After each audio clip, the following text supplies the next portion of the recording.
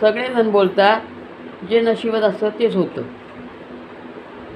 मी मनाला विचारते, 20-25 वर्ष नशिबात हे नव्हतं का? आणि आज असतात का नशिबात? 10 वेळा फिनाईल पिली तरी कोणाला काय फरक नाही पडत. 11 वेळा प्यायची बाकी होती, 11दा शेवटचं. पण माझी इच्छा अशी होती की सगळेजण म्हणत होते नाटक करते, मजाक करते, म्हणून सगळ्यांसमोरच प्यायचं होतं एक दिवस.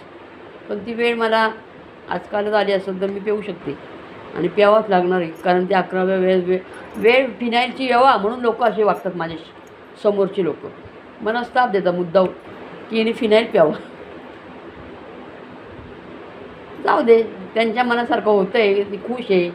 मी फिनाईल पिल्याने, मी आपट-धोपट केल्याने, उपाशी राहण्याने, 40 वेळा उपास केला, महिनाभर, 1.5 महिना, 40 दिवस, तरी काय फरक नाही पडला.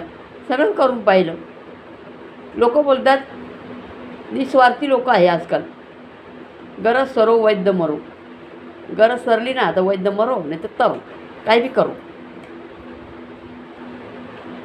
मनाला वाईट वाटलं. चला 11दा वैभवलक्ष्मीचं नवस केलेलं होतं मी.